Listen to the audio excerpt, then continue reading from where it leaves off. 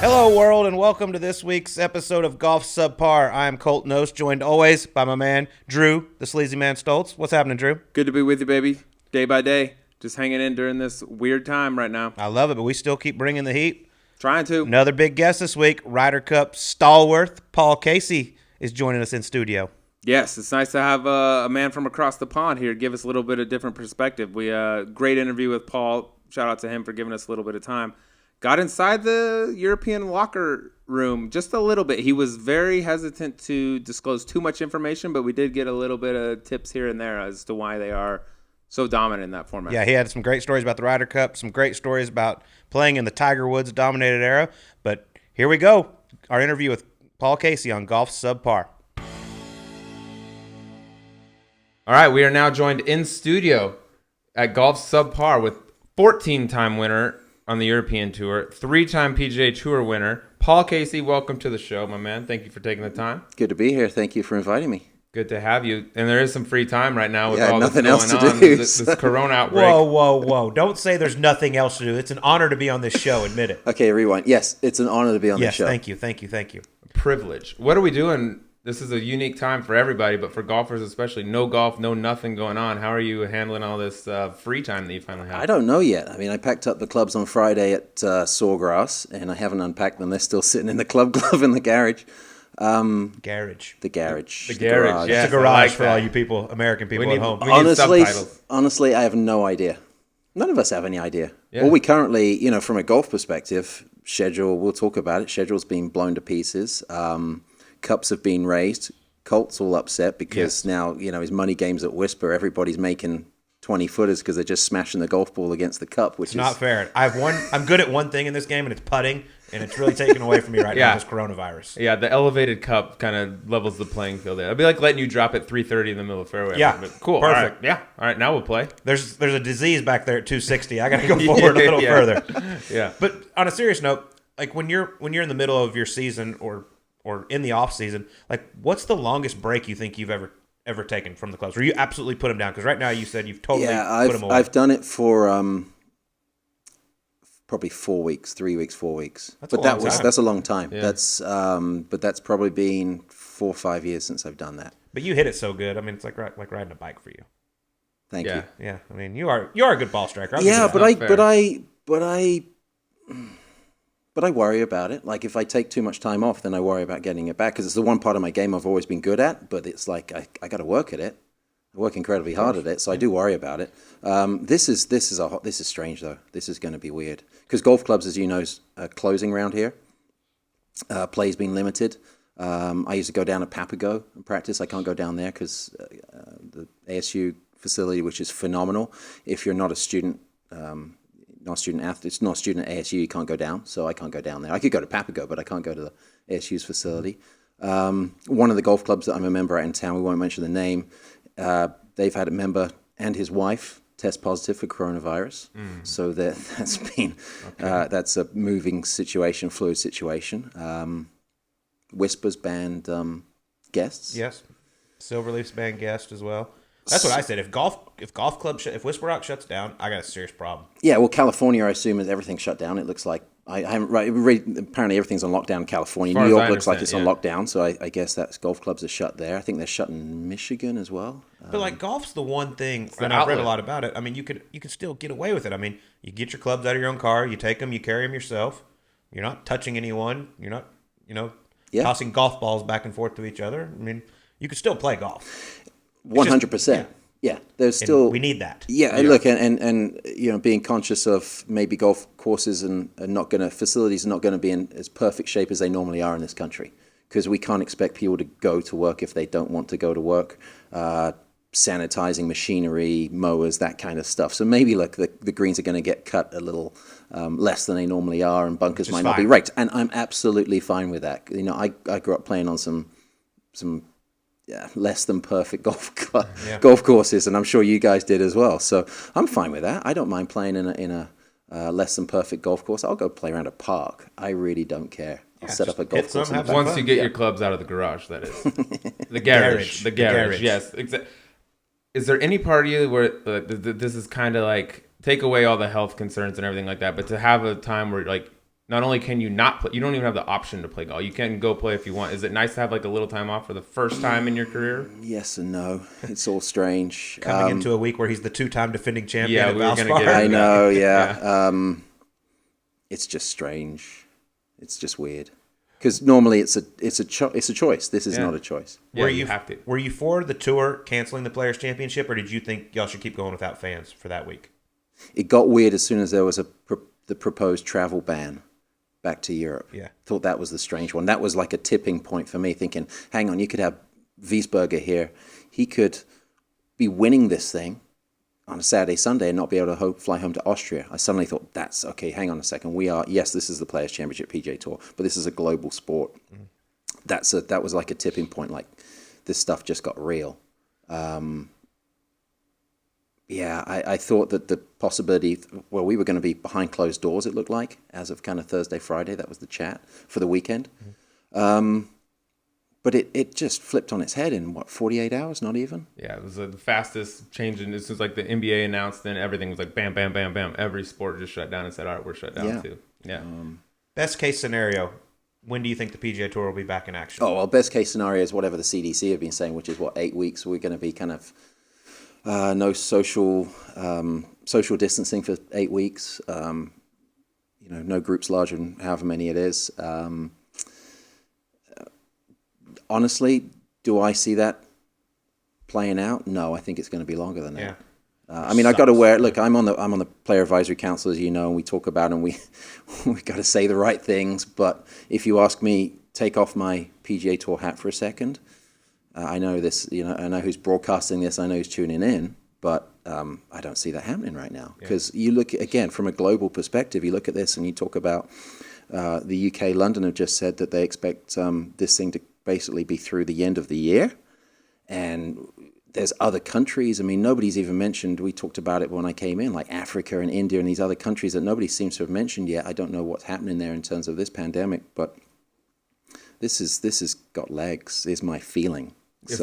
Every day that goes, it feels like it's the timeline till normalcy is being stretched out. How the whole thing sucks. Let's get that out 100%, right now. But how pissed are you that it just happens to start right before the event where you're the 2-time defending champion? You're your little breadbasket, your little honeypot. I know.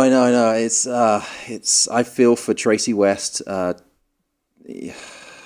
all the team down there in the whole Tampa Bay area. I mean, that's look. There's a lot of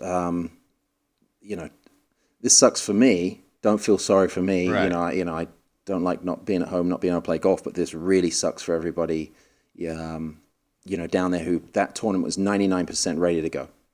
It was right there on the thing. They're going to lose a ton of money. There's vendors down there, suppliers they could lose their livelihoods based on this. And then every event after that, you look at, match play, Dell match play, and then whatever we are after that. Hang on, what comes before? I should know. San Antonio, thank you. Then the Masters, and then Hilton Head and all that. Yeah. So everybody's going to be massively affected. Does it? Yeah, of course it sucks. I'd love to try for 3 in a row. It was like an annuity for me, wasn't it? I was about to say, if there's 1 week I don't want this thing to overlap, this would be it. Well, no disrespect to you or the Valspar Championship, but I'm going to say if the city could choose between having Paul Casey win 3 in a row or get Tom Brady. They might go with Tom Brady. See, and I knew something was going on. Where are we? We're at the end of the week already. So this Monday, Tuesday just gone, I was meant to be with my caddy, Johnny Longsocks McLaren. Yes. He has never, so as many times as he's worked the Masters and strolled around Augusta National, he's never played it. And he, like myself and you guys, he knows a lot of members, but he's always turned it down. And we said, look, an invite came in from one of the members there to Johnny and myself, but mainly Johnny. Johnny, you need to play it. Would you like to play it? And eventually I'm like, I can't hit you, but come on, let's just accept it. That was way too close, wasn't it? Wash up. So he accepted this invite, and we'd planned and we'd arranged it all to go down and play on the Monday just gone, and maybe a little bit of Tuesday as well. And the member had arranged. When I touch my face, that's bad, isn't it? Well, show's over. Yeah, so we'd arranged to go down, and he said, I've got the fourth. And this is going back now to AT&T at Pebble Beach. We'd arranged this all up, and it was the fourth was going to be Tom Brady. No. And then we got word. Then we got word from the member that he's out. Our fourth is out. And we're like, why? He goes, well, because he's signing was what we heard. Okay. And we're like, signing? Yeah, he's signing on the Wednesday of that week. Right. And we're like, signing? What the hell? Well, he wouldn't pull out of playing Augusta, especially with us or Johnny, if he was just renewing or making an announcement that he was staying in New England. So we knew something was up. Interesting. So you were out I didn't know it was Tampa. I was out ahead of it, but I didn't know what was going on because we were thinking, is it Chargers? Is it this? I mean, my football knowledge is limited. Should have been like, hey, Tom, you can sign from Augusta just as easy as you can sign from that Hampton Inn or whatever he signed in back home. So, yeah. But back to... So that's a tough break for your boy. So, tough break for my boy. He's still not played Augusta, and we'll try and make that happen at some point. But, yeah. I mean, it's good for the Tampa Bay area. Oh yeah, they've lost me, and they gained Tom Brady. It's a tie, I don't know. If you would have pulled the whole city, I think they're okay with the whole deal. Totally. Well, let's go back to kind of your early years. First off, you did not grow up in the United States, but you came to college over here at Arizona State.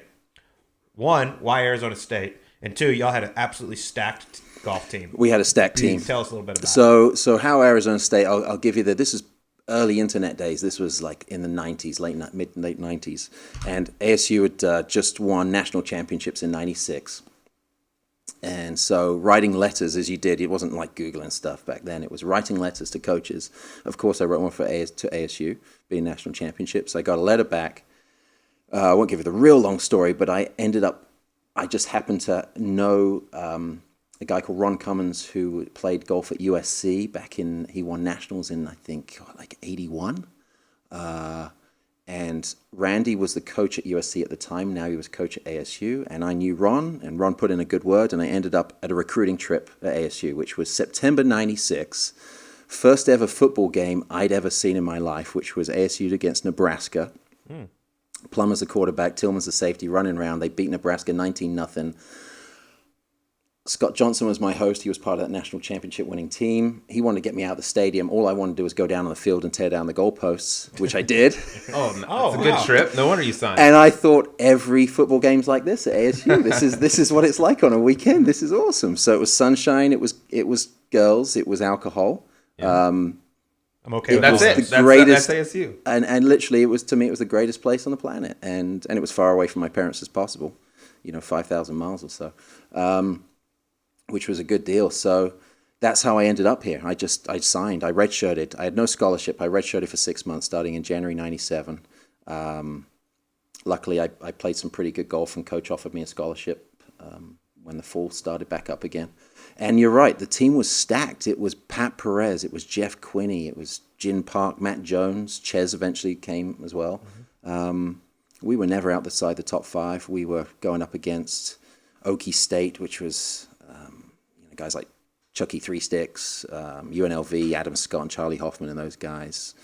I mean, we were, And you obviously loved it because you made this, now you're home. I've spent basically my entire adult life in this country. Yeah, people forget that. So 23 years, whatever that is, 20, I can't even do the calculations, see my ASU education. 23 is fine. 23 is fine. Close 20 plus. Yeah. I find it interesting. You and Pat Perez, who you mentioned was part of the ASU golf team, you guys are still very good buddies to this day. And from the outside looking in, like you guys, like that looks like a complete odd couple. Like complete. You got this obnoxious, loud, long-haired American, and then you got you a very soft-spoken, nice. Did I tell you the first time we met? No, but I would love to hear that. And anytime you want to bag on Pat as hard as you want, this is an open forum. I love Pat, and Pat loves me. Oh, we love him too, but it's... So first time I ever met Pat, so there I am, this, pasty white English kid off the plane, wintertime, 1997, January 97, and I'm hitting golf balls. I'm like, nothing going on down at the range at ASU at Carston. Rest in peace, it's no longer there. Right. And we've got acres and acres of space, and this chipping green that's just behind me, and out comes this kid, and he dumps down his shag bag, and I'm the only person out there, and I'm hitting onto the range. He dumps down his shag bag 25 feet from me, gives me this glare, and hits this golf ball straight over my head to this chipping green behind me. He's got acres of room, and this punk kind of puts down this and hits this golf, and the divot lands right at my feet. And I'm like, what is this? And I look at him, and he looks at me. And so as he hits the second one over my head, I just wander over. And I said, all right, what's your name? Pat. All right, Pat, my name's Paul. I said, this is really easy. I said, I was here first, you were here second. So either you move or I move you. And he kind of looks at me. Perfect. And he goes, and he figured I wasn't joking. And so he moved. And that was it. That was great. Back down. I love that. that. Down. The first intro with you and Pat? Yeah. And so, and unbeknownst to me, my apartment was next door to his. Our front doors were 6 feet apart. And, we abused each other. We called each other names constantly, but we'd be around there playing cards, playing poker, drinking, doing what we did in college. Welcome to America. Here's your amazing golf. Here's your buddy Pat. Pat will show you the way. Yeah. But and that's what, look, and you know Pat, you know the real Pat. Yeah. Pat's a teddy bear. He's awesome. I love him to death. That's what I was going to say. He's got that rough look, like he's all mean. He wants everything. He's a nice. But he would challenge guys. He would, and some guys would stand up to him or be able to deal with it, and they would thrive. And there were other guys who'd cave into Pat, and he'd have him. That was it. But deep down, it's because he's just Pat. He's just a big teddy bear. But he's, ultra competitive. Is good at what he does. He just does it in Pat's style, which I'm cool with. I didn't know him in college, but I'm assuming he's still the exact same Pat. Exactly, and that's why I love him, because he's consistent. Mm-hmm. There's, I love the guys on tour who are consistent, and he is one of the most consistent guys on tour. What you see is what you get, and he never changes, and I fully respect him for that. You know exactly where you stand. Exactly, with Pat, you do, which is great. He either likes you, if he doesn't like you, you're going to know. It's pretty easy. I don't think he dislikes a lot of. He doesn't dislike a lot of people or anything. He just has an opinion, and he doesn't kind of. Yeah, he's just him, and if you like it and mesh with that, cool, be friends. Because he'll like pretty much. Really try to he pretty much likes everybody. Like me, I want you to like me. He's not that guy. You know what I mean? That's an incredible story. He just pops him down, starts hitting shots over your head, just like you don't matter. Punk. And then exactly. I love that. Exactly. So you went on to have a very successful college career. You won the Pac-12 3 years in a row. Went on to the Walker Cup, went undefeated, 4-0, which is a rather big accomplishment. It was only the second time I think a British player would gone undefeated, 4-0. And then Luke was the third, like 30 minutes after me. Yeah. He went 4-0 that week as well. Y'all dusted the Americans that year, didn't you? We did. I think it was tight, and then I can't remember, you'd have to look up the score, but we kind of steamrolled them on the Sunday. On the Sunday singles, I played John Spider Miller. Oh, wow. Spider. Yeah. Legend. But it was a good team. We had a good team. They had a good team. Kuchar was on that team, and it was good stuff. It kind of led me. So you went 4-0 there. Then you went on and you played in Seve trophies, all this. Had a winning Ryder Cup record. You've won the World Match Play. Well, you just didn't win it. You beat Sean McKill 10-8. Yeah, 10-8. I remember that one. Shower afterwards. That one was poor tough. guy. I turned that off after the first night. I was like, all right, this is gonna get bloody. But your record in match play is just absolutely incredible. What is it? Is there something you have a secret that you don't want to share, or is it just you've always been good at it? Well, growing up in the UK, you play a lot of match play. Mm-hmm. I think that's the only real secret. We have a lot of matches at a county level, at junior level, which are just match play. We always play foursomes in the morning, singles in the afternoon, a couple of drinks afterwards. It's just kind of what you did.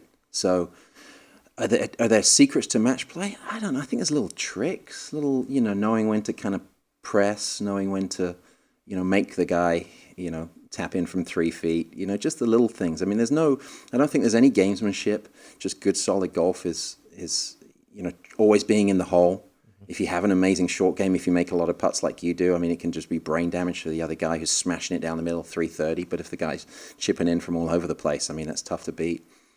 And you get used to that. You get to kind of expect the unexpected. It's always assume the guy's going to make the next shot. And so it's almost like a mentality and you learn that stuff. And it just kind of helped. So I think you're right. There's a lot of... I've got a good match play record, but I think you'd look at a lot of the Europeans and they've got a good match play record. Do you wish there was more match play on the PGA? Like you have the WGC. Do you wish there was more? Yeah, but it's maybe 2-3. I do, but it's a difficult sell for sponsors, and even the Dell.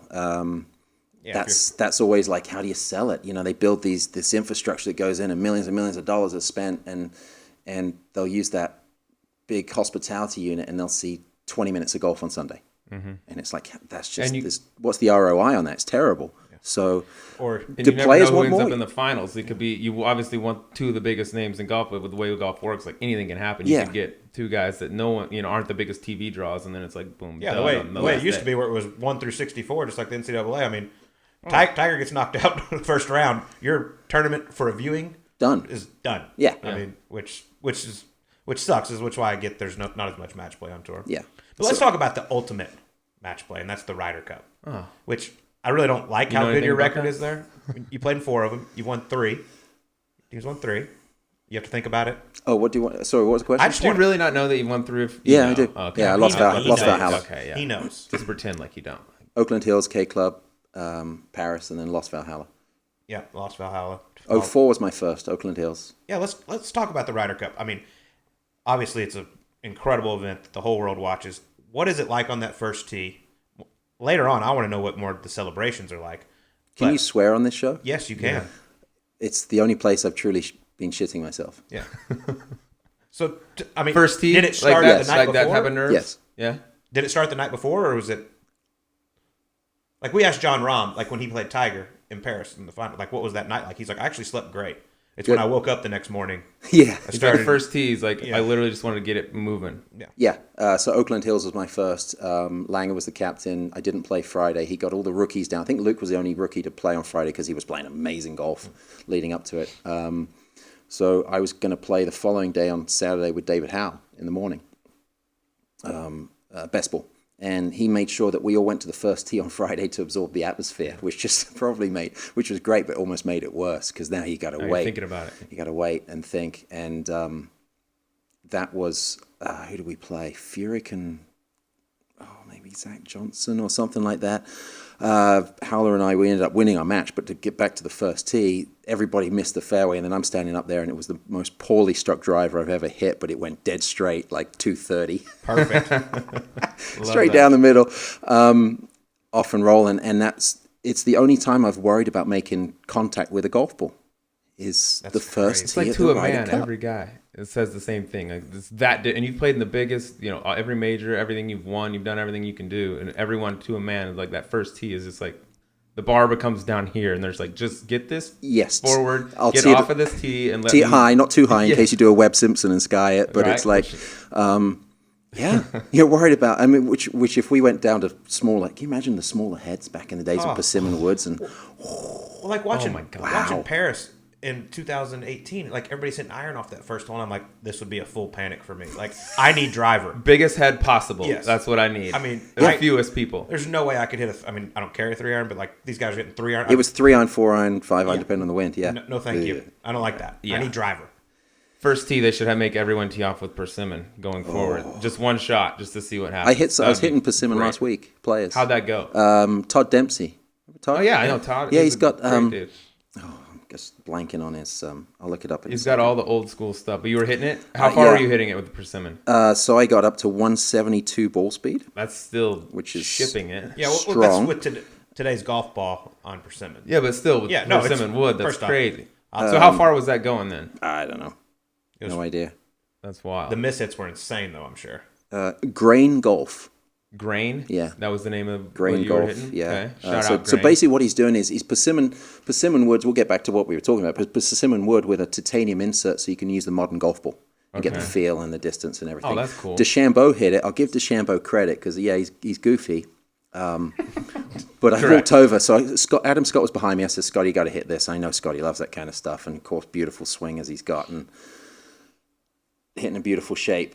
DeChambeau hit it, and he's going at it full tilt. He got up to 180 ball speed, which is unbelievable with a basically it's a steel shaft, persimmon head, titanium insert. That's ridiculous. But he had enough awareness to slow it back down to like 172, 175 ball speed, and suddenly got a nice tight little flight again with it. So you got to get, the guy's got skills. I mean, he's goofy as all get out, but he's got skills. I'm surprised he could hit it without it being like built to his. Well, I guess with the woods it would be less, but like his irons are like 6 degrees upright or whatever they are. But that's the thing. He's still got the touch. Oh, he can go. Yeah, he can go. So what was the question? We were talking about size of heads or something. The Ryder Cup. We're talking about Ryder Cup. You want to hit the driver off the first tee. We all know. I mean, your best shot, arguably in the Ryder Cup, was your hole-in-one. 4-iron, 14th hole, K Club, 2006. Yeah, we don't want to talk about that. Okay. I want to know what the worst shot you hit in your Ryder Cup history was. Yeah, give me something bad. Worst shot. Oh. You got any real bad ones? It's got to be something bad. The swing's too good. Have any shanks? I mean, like Hunter Mahan's chip obviously stands out. We get Webb in here, we'll have 6 or 7. There's a shank on number 3, and then on number 9. It's got to be something, Colt. I can't think of anything right now. You hit a bad drive off one, but it went straight. Yeah. That was your worst contact. Great, I hit it shitty, but it was still in the fairway. I still hit it 275 right in the middle of the fairway. Guys, I don't hit bad shots. Maybe it was a putt. That's a nice thing when you swing it that good. You got been no plenty bad of those. Yeah. Bad putts through the years. I got a real question for you. I'm doing this for my country right now. So obviously the Europeans, you've had your way with the U.S. of late in the Ryder Cup. I'm making Paul Casey captain of the U.S. Ryder Cup team for this next coming event, whenever it might be. Mm-hmm. What do you do differently that we aren't doing right now? What's the secret sauce? I'm not going to tell you. No one. This is off record. Turn the mics off. This is just between you and me right now. Okay, just between the two of us. Firstly, is there anything we could be doing different? The talent that you have, what an opportunity that is. Okay. I mean, it's so cool. Right. Yeah. Like you got so many great players. Yeah, lots. I mean, and that's what part of it. That's what makes us rise up to the challenge. I mean, you look at who we played against in Paris in 2018. Your team was stacked. Yeah. It was awesome to be on the European team playing against you guys because we so desperately wanted to beat you because you're stacked. So an opportunity to coach to captain a team like that. I mean, I'll never get it, but it's like, say though, it's going pretty into cool. that Ryder Cup, I thought y'all were such heavy favorites because of that golf course. Yes. It was so they bad. They did a great job. They could not rein it in. Mm-hmm. So I teed off on there's a little courtesy that happens on various leading up to it and during matches. So on whatever day we start practicing, Tuesday or something like that, Tuesday or Wednesday, our first round out there, it's courteous. We let the Americans have the first tee at Paris. Oh. Your visitors, your guests, very nice. You have the first tee as the practice round starts. So we go to the 10th. So we tee off on 10th. It's like a 4-iron or something. It's an awful little fairway to hit. I mean, and you're strangely nervous because you've got already a couple of thousand European fans who are expecting amazing things from you, who are standing there already singing songs. Ready. I blocked it with my 4-iron because there's water on the left, so of course that's what I do. Standing. Lost the golf ball. So I get down there, drop one in the fairway. This isn't going good. I step onto an 11. 11's a par 3. I hit one in the water. It's not going good. So I get Johnny to throw another golf ball over to me. I hit that one in the water. So I've played 2 holes and lost 3 golf balls. So, Paul, you're not playing the first day. Got that. All right, so we're going to need you to cheer. With Bjorn standing next to me. Yeah. It's not a great start, is it? Love that. Do you think part of it, like you mentioned how talented the U.S. team was, especially like in 2018, you're looking at that roster like, wow, that's a lot of good players. And Europe has the exact same thing, too. You guys have a lot of good players, we do. But do you feel, is part of what helps you guys, do you feel like the underdog? Is that like a chip on your shoulder? Like, even though you've won so many more than we have in recent memory, do you guys still feel like underdogs? Or at this point, I feel like at this point you got to be like, I can't give away secrets, can I? Uh-huh. But we're really good at retaining. Let's say we don't talk about what we talk about. That's smart. Secret 9th green at 9. There is, deal. And look, Paris. Did we feel like we were going to win? As the week went on, yes, obviously it momentum. Once you were up 7 points, you thought we might have a chance. So, but does that, I don't know what we necessarily say, but in our minds, we're thinking that. We're looking at your world ranking going, wow, it's here and our average is there. Why am I still carrying my glasses? I either wear these or put them down. Yeah, put those on. Oh, is that better? God, there you go. Mr. Professor Casey. Mr. Casey. Here we go. So your world ranking's here and ours is there. So, of course, on paper, you guys are favorites. And we say that to ourselves, even though deep down we think we can. Of course we think we can beat you. If we don't think we can beat you, we shouldn't be there. There's nothing wrong to think that. Of course you think you can beat us. You beat us most of the time. And maybe that narrative leaks out every now and then. The Americans are favorites. And, of course, that helps, does it not? I mean, you always want to be the guy who's just... The pressure's off, even though the pressure was fully on us. But remember, you had the Ryder Cup. You'd won it in Hazeltine comfortably. So we played every angle we could. By the way, Thomas Bjorn's tattoo is epic. Have you seen it? No, but I kind of want to, weirdly. You know he's got a tattoo on his ass? No, I do know. And the greatest thing about... What is it? They had a deal. He's got the winning score on his... On his ass? Yes. Yeah. Oh, that was part of the deal. If they won, he had to get a tattoo on his ass. Have you seen it?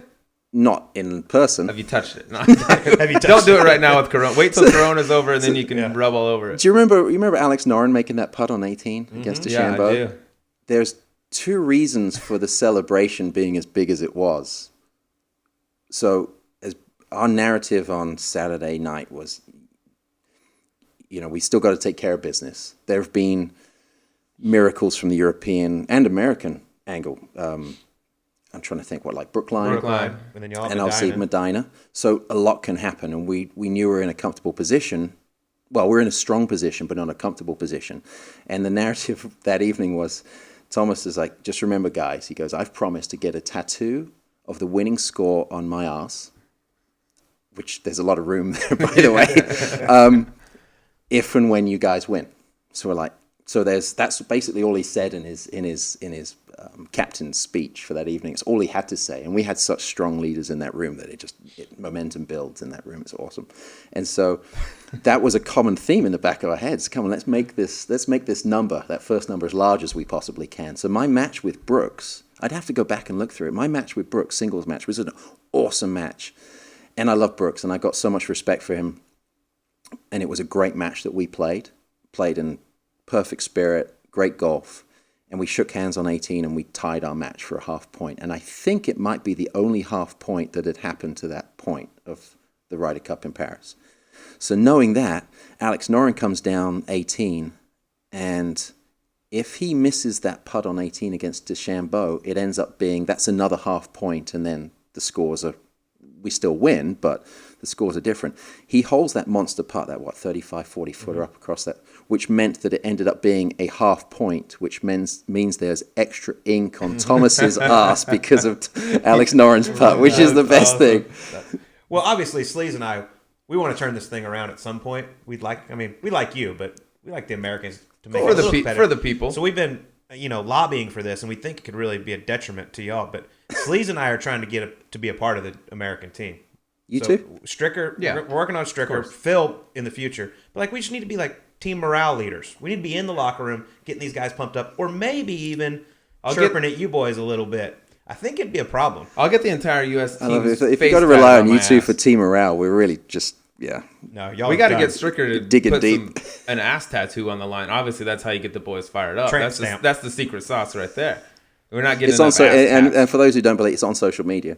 Yeah, we're gonna look at that. Yeah, we'll definitely check that out. You might want eye bleach after you've seen it. I want to know more about what goes on. So you guys win the Ryder Cup. You've been a part of 3 of these big parties now where you're on the victorious side. Oh, don't worry. Valhalla was just as big a party. So, okay, this just is as much drinking. Because this is what I want to hear about. So, give me the night after you guys win a Ryder Cup. Whatever year it was. Pick one or pick the most fun one. What do those look like? And I've been told it's customary for the other team, losing side, they still come in and participate in all this stuff. Is that true? Yeah, I mean, one of the ones that Ireland and K Club 2006, I remember we were in separate wings of that amazing hotel at the K Club. And I don't know who started. I think it was Westwood. David Howe was part of it. I went over. We ended up, it was the mission. We need to go find the Americans. Okay. In a good spirit. Right, okay. And we ended up storming their team room. And it ended up, I think we might have broken their ping pong table. I know that certainly happened. Their table tennis table. That certainly happened to Valspar. That broke their hearts and their ping pong. That wasn't a good scene. We'll skip that one. But that ended up in 2006 singing karaoke. And everybody sang karaoke that night. From both sides. In the American team room. David Howe kicked it off with Coco Cabana.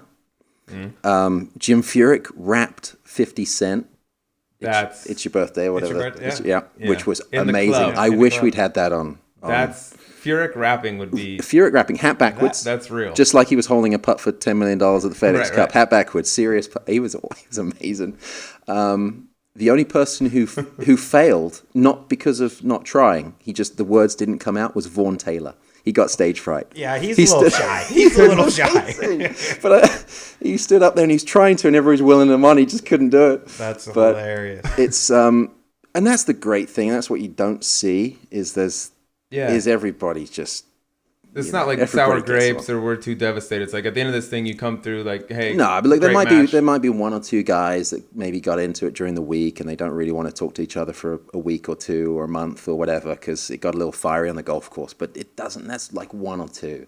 Let's say most of the guys, 22 players out of the 24 are just ready arms around each other drinking. And it's which is what it's all about. Yeah. That's awesome. Yeah, that's sweet. I just want to be there for the party. I don't really care about. Yeah, we're just flying for that. Which is why I hope it happens this year. Yeah. Because it would be a good party. And I mean, remember in 2004, we went across the street into some Irish bar, and the police were worried. Yeah. Like genuinely worried for our safety. There we are in Detroit. Yeah. Yeah. Okay. 8 Mile. They might not care so much about I don't know that where Ryder we're Cup. staying. It didn't seem dangerous to me, but we're Westwood and various other guys standing on the bar in this standing on the bar in the Irish bar with the entire That's sweet. population of the bar. Who's the chanting. biggest partiers on the European? Who goes the hardest in these Well, things? From the European Darren side? Clark was always the guy who that session would go quite long, and I admire him for that. Respect. Yeah, it's a hell of an ability. That 04 getting off the plane back in London after flying back. I mean, we were, I don't know how many hours later, but he was still on it. It was impressive. Well, that's what he said after he won the Open Championship. Like, he did his press conference the next morning. He's like, I haven't been to bed yet. No, and I yeah. And respect for that. And it's interesting, like Monty would never really party. Monty put so much. I can see that. And everybody's different. Also like, not surprising. Not that Darren is not putting as much energy. He's putting just as much energy. We just do it differently. Monty put so much energy, and his MO was he would just crash. He would literally go, you wouldn't see him. He'd have a glass of champagne or a pint of Guinness or something. He'd disappear, or scotch. And that was it, gone. Just not his kind of, or just not his MO. Whereas Clarkey would make up for it. Yeah, I'm with Clarkey on this one. If I ever was good enough to win anything, right. I'd be on Clarkey's side. In theory. But one of the guys I would say you're fortunate to be in his era, but / unfortunate because you probably would have a lot more wins. Yeah, this guy Tiger Woods. No, but you got to remember. So yes and no, and people have always said that. Like I'd love a lot more than 3 wins on this tour. I got more on that tour. That tour, that little tour. But there was a lot, and people go, "Wow, you haven't won very much." And you go, well, not that this is an excuse, but to put it in perspective, when I was playing the last 4 years or so, I focused on the PGA Tour predominantly. But leading up to that, I would play the majors, the WGCs, the Players, Memorial, Bay Hill. I'm trying to think of what else. Majors, Invitationals. And I'm like, what chances did I have? Yeah. He also played those. Correct. Yeah. So you never had a chance at really any of them.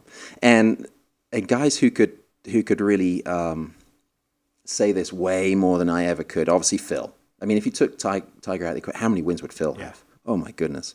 Ernie and Retief and Sergio and VJ and I mean, I'm trying to think of Furyk and. I mean, that's what was incredible. Like VJ won 9 times that one year, when kind of in the middle of Tiger's dominance. Yeah, which was unbelievable. But like, to me, I'm happy and proud to have played in this era. Mm-hmm. And he's helped everybody, and he's made me money and everybody money. So to be honest, it's a genuine thank you to Tiger. And I think I've said that once or twice. I probably need to do it again. Like actually just pull him aside and look him in the eye and go, thank you. Yeah.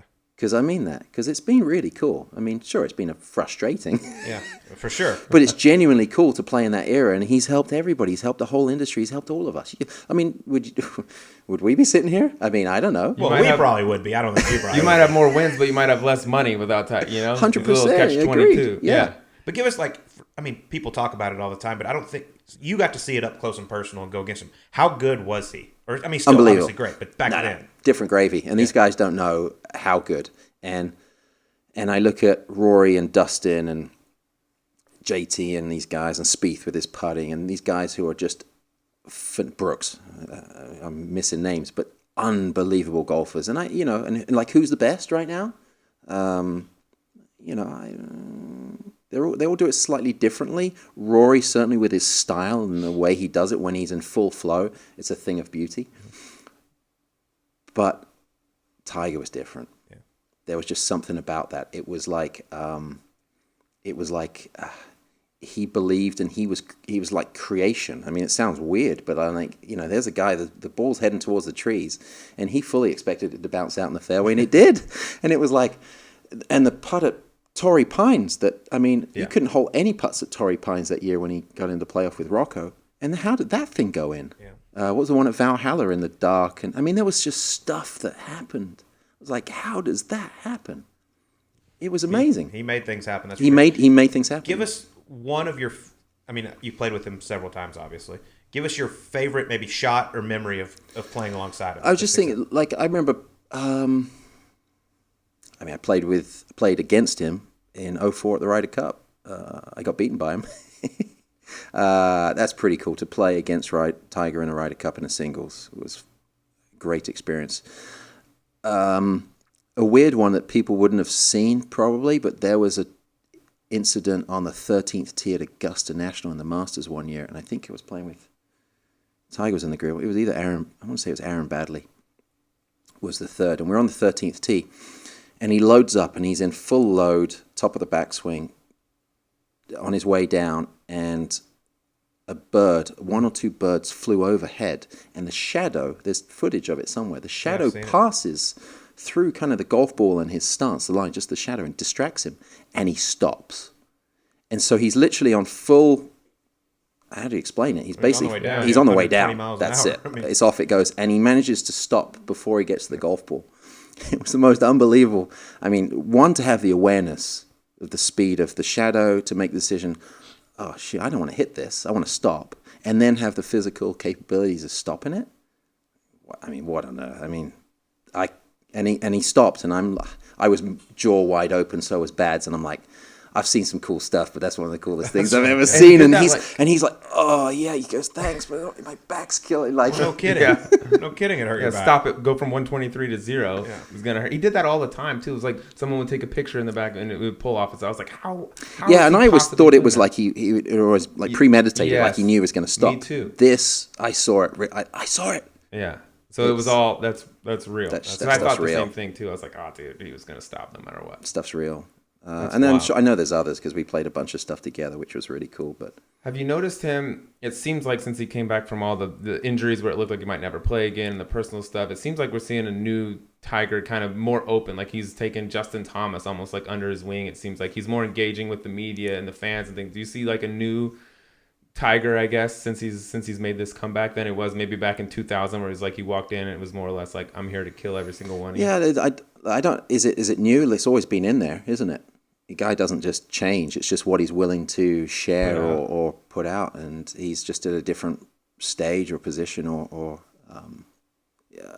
Look, I get it, because I mean I've in a very different position, but I've had success and then lost form and struggled and lost confidence and divorce and injury and things where I've kind of really sucked at this game. And then when you get it back, you're like, oh, I'm way more appreciative and thankful for where I'm currently at. Mm-hmm. And it gives you a whole different kind of outlook. And so there's no question. It's just I guess it's just maturity, isn't it? It's just life, just kind of, you're just evolving and changing. But he's always been in there. So yeah, I mean, look, he'd give everybody that stare, wouldn't he? He'd walk in and oh my God, he's going to crush everybody today again. It's worrying that he's willing to share that stuff, because the guys getting the information are going to be so good. It's true. Good point. So it's good for JT and those guys. But the nice thing is, it's always, and that's the great thing about, I think, sport, but especially our sport, people are so willing to share. I've picked up the phone and called Mr. Nicklaus and asked him questions. And he's so forthcoming with answering those questions and information. And, I've not really ever picked up the phone and called Tiger, but if I did, you go, well, what do you want to hear? Like, yeah. So we'll all do it. So, yeah, why not? All right, let's get into a little something different here. So it's well known that you missed some time several years ago with a little shoulder injury. Yes. Okay. People might not know exactly how it happened. It wasn't as exciting as you think. Oh, I've heard from a very good source. The story that people know isn't quite 100% true. I know what people think they know. Well, they heard you heard it snowboarding, which most people I think you were going over all these moguls, doing all these on tricks. The half pipe or something. I was. So the truth of the story is, I was out in Vail. I was with an instructor. We were heading out for the day, and I was, as you do, you see the snowboarders, and I can ski as well. But this particular day, I was snowboarding, and I skateboarded as a kid. God, past is coming back. And if you see the snowboarders trying to paddle their way to the lifts with one foot out, and I'm regular, so left foot forward. I had my right foot out, and I was the right foot wasn't in the bindings, and I just caught an edge on some ice. It was a pretty acute slope, and my right foot slid off the board, and I carved out of it, and technically never hit the ground. But as I carved out and I dragged my right arm across the slope to balance myself, so I didn't look like a complete idiot. I pulled my arm out of his socket. It was as simple as that. Yeah. Well, your good friend Peter Knost is the one who shared this with me. He's like, don't let him lie to you. He fell off the lift. No, it's not true. Can you confirm or deny? It was a No, lift injury. So Peter lied. It was to not me. a lift instance. Okay. You need to talk to Peter right now. He's Can't trust my sources. This is why we bring it to you to ask. I got shouted at by Mountain Rescue because we the instructor and I, we took the lift down because we were literally only 50, 100 yards from the lift. So we took the lift down and got shouted at by Mountain Rescue because they want to come pick me up and stick me in that little stretcher and snowmobile down the hill, which is like that's awful. Embarrassing. It was great though. I went down to the hospital and they x-rayed it and they popped it back into its socket. And it was the most excruciating pain I've ever felt. And I've done some dumb stuff, but when it was out of its socket, I went quiet, which is always a sign it's bad. And when it went back in, it was the most glorious thing ever. Really? And I thought dangling there it was just while you dangling wait there, for it? and they popped it back in, and I thought that was it. Nobody will know. I'll be all right. I'll be right in a I'm week. good. Yeah. Just a little sore, a little tender. 6 Are you months still later, snowboarding much? No, I've been banned. Are you banned. retired? I've been after banned. that? Who's banned you? Nike. Oh, Nike doesn't allow. When I love Nike. When I signed my first Nike contract in 2004, I think, something like that. I should know these things. End of 2004. My contract was probably about 1 or 2 pages. It was brilliant. Yeah. And then everything that's ever happened in the world, another few pages get added every single year. So I've added a few pages to my contract myself because now I've got the clause in there: no extreme sports. I'm not allowed to participate in anything extreme. Because another one of your big hobbies, you're a big cyclist, right? Is that technically? Yeah, I was. Is that extreme? Well, It depends how you do it, doesn't it? Anything can be extreme. Yeah. I mean, we could play extreme golf, extreme tiddlywinks. I don't know. You have my attention.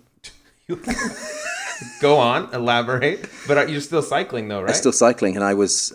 Nobody's listened to this, are they? No. I was mountain biking yesterday. Okay, there you go. Good. Yeah. I thought you were strictly street guy. I was social distancing yesterday. Oh, see, you're taking care of yourself, dude. Should get a bonus. Was I extreme yesterday? No, I wasn't. I was very well behaved. So that's now in my contract. So if I injure myself, and our contracts are predominantly performance based.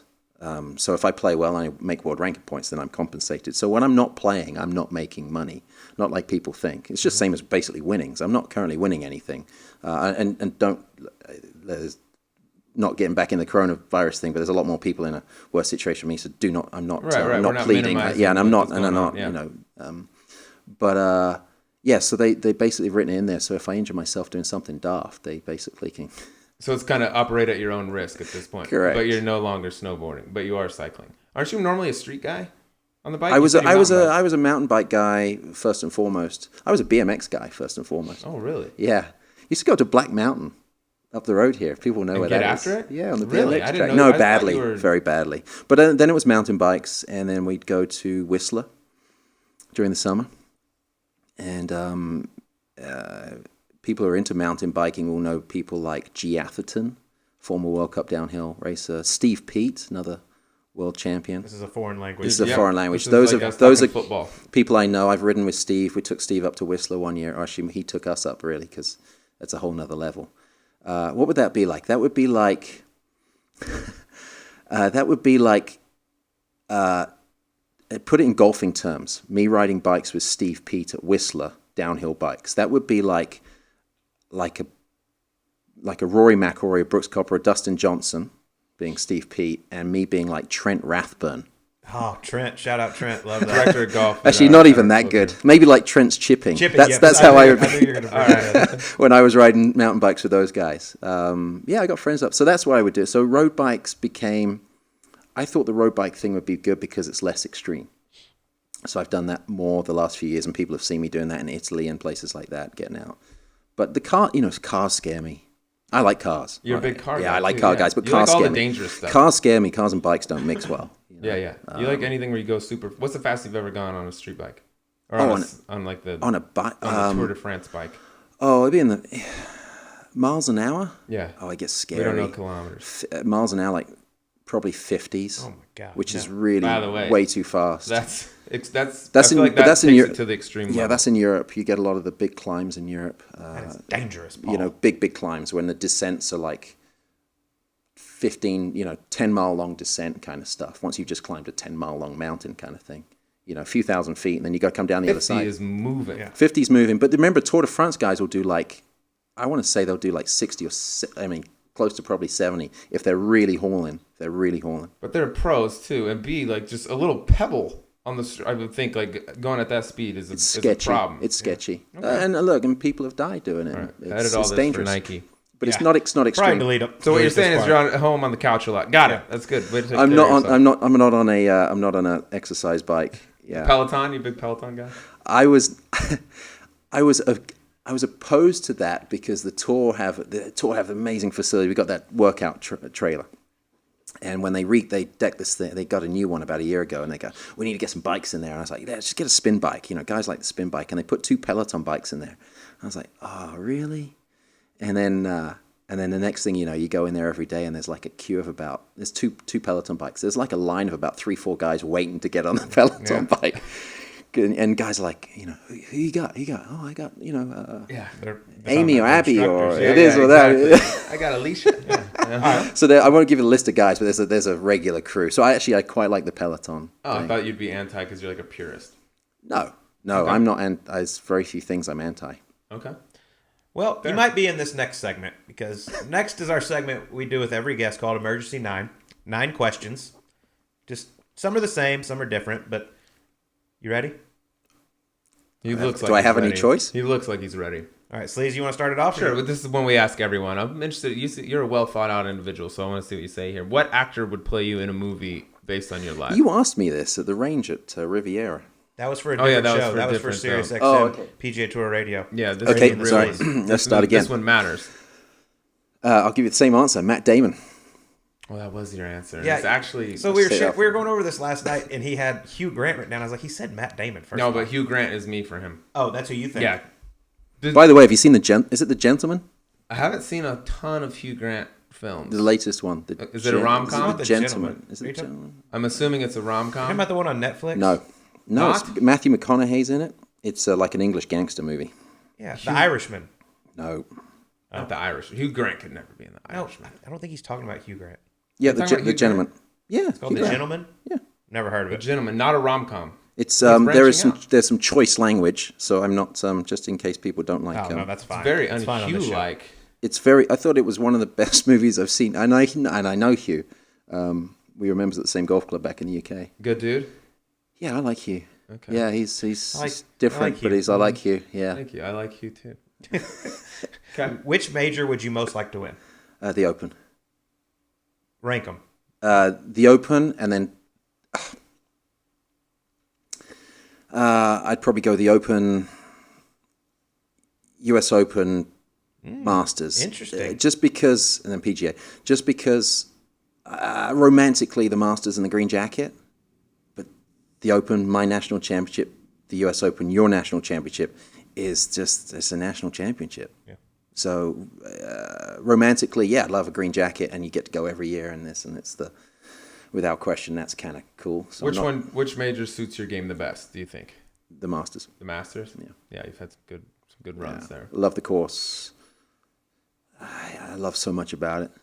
Yeah, a lot of friends who are members there, and it's the one place. It's the one place where you stand on the tee, and our sport is not necessarily sexy, but it's the one place you stand on the tee and you feel like a rock star, because there are none of these phones. For those of you who are listening, not watching, there are no phones, and when you stand on any tee on that property, all eyes are on you, and I love that.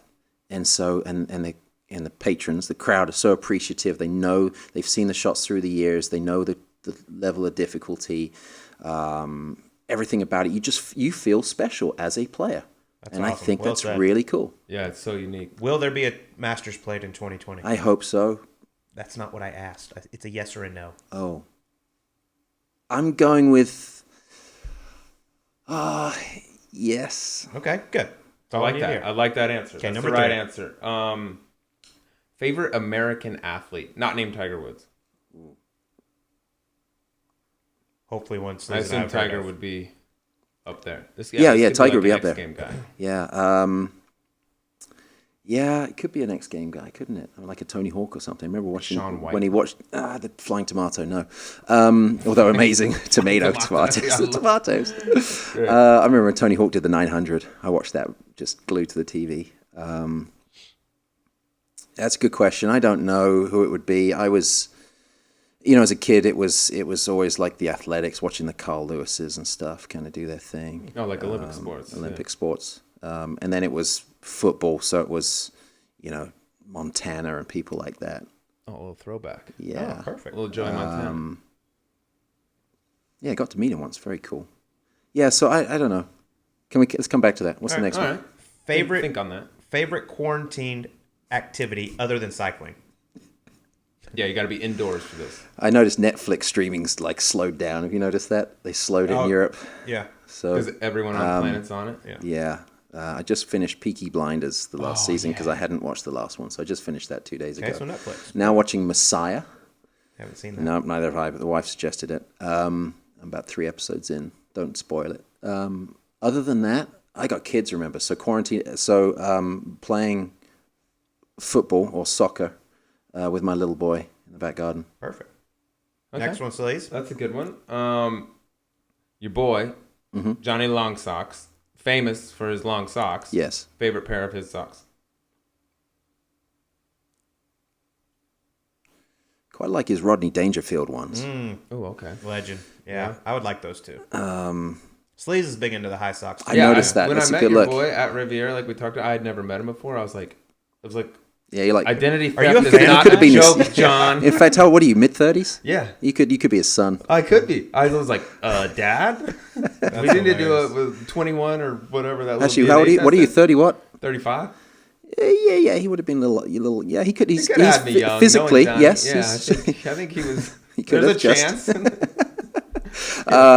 But he's, that's the thing I love about Johnny He's is a legend. he wears the high socks because the very first time he caddied, and he was a player, he played on, mini tours in Africa and stuff like this, and he knows how to play. He's a good stick, still is. I remember he was Luke Donald's caddy forever. He's way straighter than Luke, by the way, off the tee. Most are. And so when he came to work for me, as soon as, and I'm a Nike guy, I said, well, first of all, he's got the long socks. And the long socks came about because the very first time he caddied, he got sunburnt. And so he had to cover up the sunburnt the second day, put on long socks, and he's never taken long socks off since. Probably sleeps in for all I know. his shoe game. His shoe game is strong. Yeah, So a lot of ones. I said, what do you want to wear? I'll get you whatever you want. Nike product. Thinking running shoes, this and that. And he goes, I want some high tops. I'm like, what? So we went, that's what he wants. So we went down we had some Kyrie Irvings to start out. And then we got into the Jordan thing. Yeah. And so now he's just a Jordan 1 guy. He wears ones, all different. They're awesome. Yeah, it's got it, and it's a solid collection. Oh. And there's been some in there which he probably could have just, if they'd been boxed fresh, he could have been selling them on StockX by now. But Easily. But he rocks them. It doesn't matter how muddy it is. He's out there in his Jordan 1s. Well, you're a big shoe guy as well. Yeah. Yeah. Not today. No Nikes on your No, clean I'm a Converse guy. Well, I'm a Nike guy. Whoa, Remember, yeah. Nike owned Converse, Careful. so I can get away with it. Oh, okay. Okay. Favorite shoe. Other than my Jack Purcells, I can't say that, can I? Which is I rock around. Favorite Nike shoe. Probably just either a Dunk. I love a Blazer, but my foot doesn't fit in a Blazer. Okay, so the Dunk. How many do you have? You think? Dunks, probably 20 at home, not too many. So no, not I quite try the to Pat no. Perez No, I purge. I keep the really cool ones. And there was a time when Nike were making shoes for us at major championships. So we get shoes, and they were doing Air Force Ones. I mean, I love an Air Force One. It's just not. I should have worn some today, shouldn't I? Invite me back. Okay, maybe. We'll talk about it. Yeah, I mean, what do you? Yeah. They're a These are Dunk, little, but they're Jordans, aren't they? Yeah. Yeah. So they're like a Jordan It's a little 1, but low a ones low, right low here. one. I like the low one. Yeah, they're very nice. If I wear high have a tops, sweet pair. but if I wear high tops, I look ridiculous because I got really short legs. That's the whole point of them, though. You just do it. Mine are skinny, so I try to cover up as much of my leg as I was like, possible. how does Perez get away with it? It's not like he's because he doesn't care one bit. That's why. That's part of the whole shtick. Yeah. You have a sweet pair you got when you won the Valspar. They made you I've a got custom 2 pairs of 101, those. right? Yeah, those yeah. are sweet. You ever wear them, or are they just No, they're showpieces, AF1s, Air Force Ones, and they are kind of like they're black and silver. Yeah. And they're laser etched or laser engraved with all the different kind of things from each victory, the score and quotes from the week. Yeah, you don't wear those. Nike does cool stuff. No, like that really cool stuff. It's awesome. We get a lot of, there's like somebody on Instagram yesterday was like, okay, we're all bored, as we all are. How about you do a little MTV Cribs kind of thing, walk around the house? And I was like, yeah, it's not. I said, maybe we do one of The Office. I'm quite private. All right. And I've got a cool house, no question. But I'm kind of, I wouldn't do the walkthrough of my kind of house. Coming into my bedroom is a little much for the people. You don't have to tidy up a little bit, knowing the stuff you get to do. All right, next question, 2-part question. One stereotype of people from Great Britain that isn't true, and one that is true. We have bad teeth. Okay, yeah, that you have beautiful. I have beautiful teeth. You have Thank a beautiful you. grill. Yeah, They natural. Putting that one to bed. Those are your real teeth, huh? Those are my real teeth. Wow, that's impressive. That's good though. No, you're helping totally. Squash that. Our healthcare and our dental Hygiene. practices are pretty strong. Okay. We're not into aesthetics, but it's strong. Okay. Yeah. What was the? So that one's not true. That's not true. Which one do you say that's probably there for a reason? We drink a lot. Okay. That's true. Yeah. Well said. Perfect. It could be a lot worse. Number 8. We're very good at it. Yeah, I've seen it. Do you have any pre-round superstitions other than your warm-up being a certain amount of time? Because I know that. Oh yeah, you have a weird. No. 2 espressos every morning. 2 espressos. I travel. No matter what time you. No matter what time. You're out there playing hopped up on 2 espressos. Yeah, that's incredible. I have a little coffee. I have a little coffee machine which I travel with. Yeah, It doesn't go in the suitcase, but the guy that drives all the luggage around. Holko drives the luggage around. It stays with him. Get to the event, pull it out the bag, and it sits in the hotel room. And if you ever have the hotel room next to me, you'll hear the kind of. Yeah. It's not a big, but it's little Two, pods those going. things Morning get you. Wow. Most dudes are taking beta blockers It's and trying the to come down. it's the ristrettos. It's the little there's the black colored pods. 2 of those, so separate timings. Got my little espresso cups. Hit one, wait a little bit, hit the other one. Never 3. Get the shakes if I have 3. Right. Okay. That's it. There's nothing really else. I mean, I got the warm up and stretching, but it's, yeah. And if I don't, I'm a cranky bastard.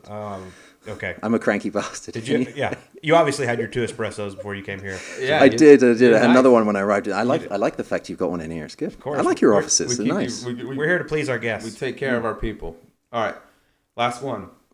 Funniest member of the 2018 European Ryder Cup team. Funniest. Yeah. Who's the guy that's the cut up, the locker room guy that's keeping everybody light?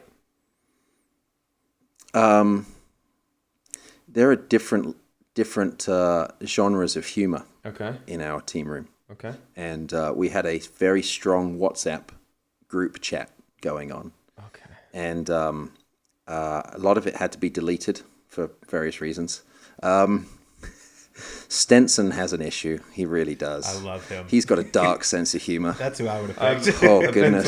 It's rather scarring. Yeah. Tommy is a whole nother level. Tommy's wrong as well, Mr. Fleetwood. He looks like such a nice little boy. Yeah, he seems like comes across as oh no, there's some issues there. Really are. I like him even more. I think, it's kind of always comes back to him, and he's a great mate of mine. Poulter is consistently one of the funny guys. Yeah, he seems. And it's a good humor because at least you can share some of it with other people. Tommy and Henrik, I'm not sure you can share some of that Poulter's stuff. Great. I told him, but everybody.